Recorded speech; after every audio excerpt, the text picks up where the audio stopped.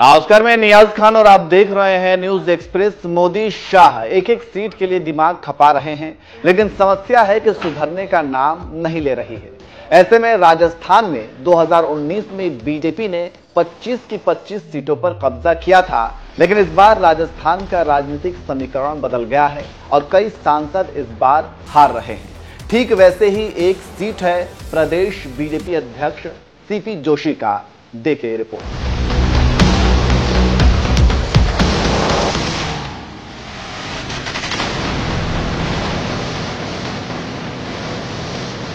जब 3 दिसंबर 2023 को राजस्थान विधानसभा का रिजल्ट आया तो एक नाम दिल्ली से लेकर जयपुर तक सफर कर रही थी और वो थी बीजेपी प्रदेश अध्यक्ष सीपी जोशी मुख्यमंत्री के दावेदार हैं। लेकिन मोदी शाह के दिमाग में क्या चलता है ये मोदी शाह जाने। और जब मुख्यमंत्री की घोषणा हुई तो सब धरा का धरा रह गया और बाजी मार ले गए भजन लाल शर्मा और देखते ही रह गए सीपी जोशी। अब उसी सीपी जोशी की सीट चित्तौड़गढ़ फंसती नजर आ रही है और राजस्थान बीजेपी अध्यक्ष का इस बार जीतना मुश्किल लग रहा है। खबरों की माने तो चित्तौड़गढ़ में सीपी जोशी को तगड़ी टक्कर निर्दलीय विधायक चंद्रभान सिंह दे रहे हैं। जानकारों की माने तो जोशी चंद्रभान में पुरानी दुश्मनी है। ऐसे में लोकसभा का मौका देख चंद्रभान जोशी को सबक सिखाने के लिए तैयार हैं और लग रहा है कि इस बार बीजेपी प्रदेश अध्यक्ष की ही सीट फंस जाएगी। बीजेपी से सीपी जोशी का नाम ऐलान होने के बाद चंद्रभान सिंह ने बड़ा ऐलान कर दिया है और कहा है कि अगर कार्यकर्ता चाहेंगे तो मैं 100% चुनाव लड़ूंगा।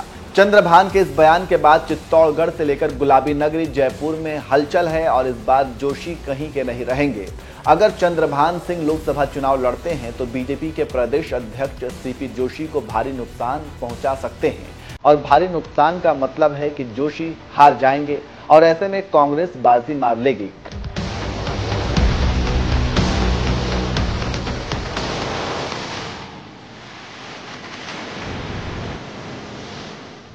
जब बस इसी वजह से कहा जा रहा है कि चित्तौड़गढ़ में मामला जोशी जी का फंस गया है।